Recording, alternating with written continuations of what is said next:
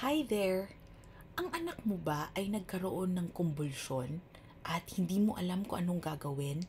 Or nagkaroon na ng kumbulsyon dati at natatakot ka kung pwedeng mangyari ulit ito?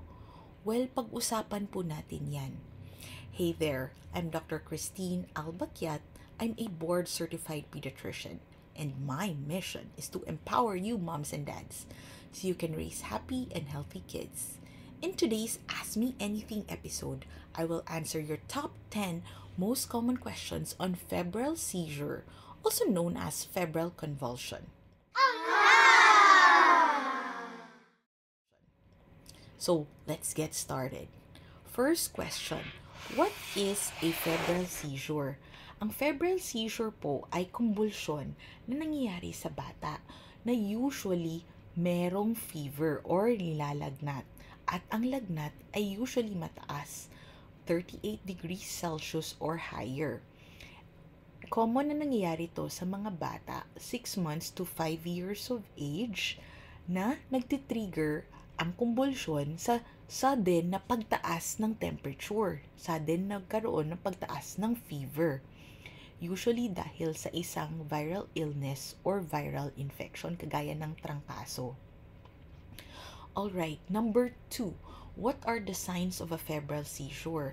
So, during febrile seizure, ang bata ay maaring magkaroon ng loss of consciousness or nawalan ng malay po.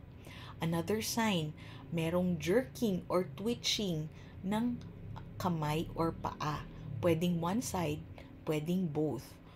Also, magro-roll ng eyes or yung pagtirik ng mata, rolling of the eyeballs, isang sign din po ng febrile seizure. At lastly, pwedeng maging stiff or limp yung bata. At pwedeng mangyari to in less than 1 or 2 minutes or pwede ring tumagal up to 5 minutes.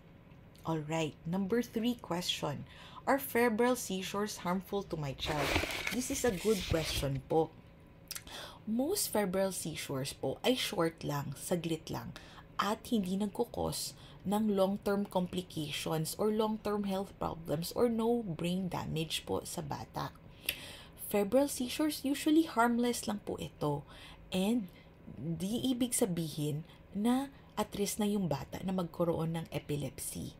So usually harmless po ito. Okay? Number 4 question. Let's see. What should I do? Okay, maganda ito. What should I do if my child has a febrile seizure? So, pag nagkukumbulsyon po yung anak nyo, anong unang gawin? Number 1, kalma lang po. Please stay calm.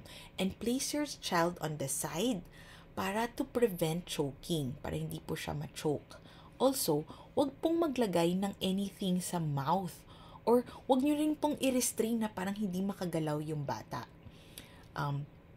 Lagay lang ang bata na kalmado lang po, lagay ang bata sa side para hindi mag-choke at walang restraints. Tapos, importante, i-track. Tingnan sa relo, ilang minuto na po ang lumipas, gaano katagal po ang seizure. At take note, pag more than 5 minutes po ang seizure, please bring immediately to the ER.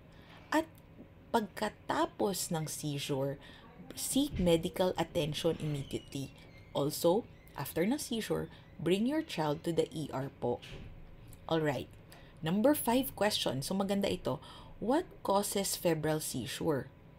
So, as I've mentioned, ang febrile seizure ay because nagkukos niyan ang mabilis na pagtaas ng temperature o mabilis na pagtaas ng fever na ang nagtitrigger naman yan ay dahil sa infection, kagaya ng trangkaso, pwedeng ear infection.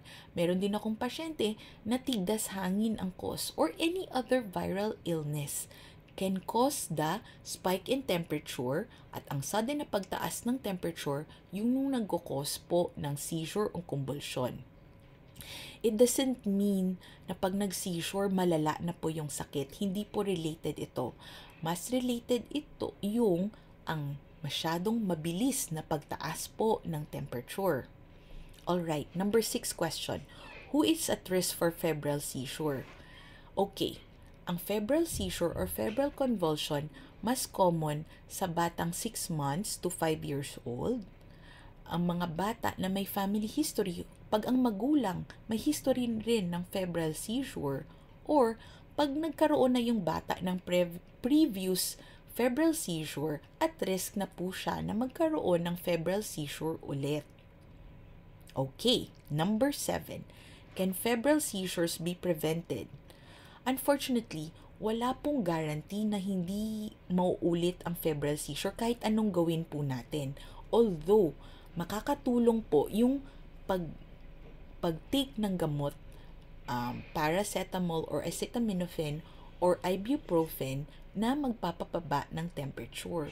Pero, this does not necessarily mean na mapiprevent na po ang seizure. Pwede pa rin mangyari ang seizure. Since ang febrile seizure can happen suddenly, bigla-biglaan, medyo mahirap ang pag-prevent nito. Ang importante, ang focus po natin sa paggamot ng sakit ng bata, kung ano ang nag-cause ng seizure po. Alright, number 8. What is the difference between simple and complex febrile seizure? Alright, there are two types of febrile seizures. Simple febrile seizure and complex febrile seizure. And ano naman po ang difference nito? Simple febrile seizure, naglalast siya ng less than 15 minutes. Isang beses lang mangyari ang seizure sa buong 24-hour period. At saka, usually whole body or generalized ang affected na part ng katawan. In contrast, ang complex febrile seizure po usually lasts longer than 15 minutes, so matagal-tagal po siya. And more than isang seizure ang mangyayari sa 24-hour period. So, pwedeng 2 beses or more sa isang 24-hour period. And pwedeng one part lang ng body ang affected or focal seizure po siya. Alright, number 9. Will my child have more febrile seizures in the future? Yes, ito yung kadalasang tanong at kinakatakutan po ng parents. Unfortunately, isa sa 3 bata ang pwedeng magkaroon ng another seizure in the future. Pero, mas mataas ang risk na pwede itong mag-recur or mag-happen ulit if ang first episode po ng febrile seizure nangyari before 1 year of age. Ano pa? Kung may family history na sa lahi ang febrile seizure, and also, if mild lang ang fever or hindi masyadong mataas, pero nangyari po ang seizure. So, mas malaki ang possibilities ng 3 conditions na ito na pwedeng mangyari ulit ang febrile seizure. Alright, number 10. When should I seek medical attention after a febrile seizure? So, this is an important question. Kailangan i-contact ang doctor or bring to the ER if matagal ang seizure. It lasts for more than 5 minutes. If nahihirapang huminga ang bata, please seek help immediately. If nangyari ang seizure or convulsion na walang lagnat, mas delikado po ito. You need to seek medical help. And if nag-show po ang signs ng bata na serious po ang sakit, like dire-diretso ang pagsusuka or persistent vomiting, merong stiff neck ang bata, or hindi nagre-respond ang bata, it means serious na po ang medical condition and you need to bring to the ER immediately. Also, if your child has another febrile seizure during the same illness, so pag 2 beses magkasunod na nangyari ang seizure. Alright, although febrile seizures are generally not dangerous, it is always best to consult your pediatrician to seek help immediately. Alright, if you like this episode, watch my next video where I teach you about other child health problems.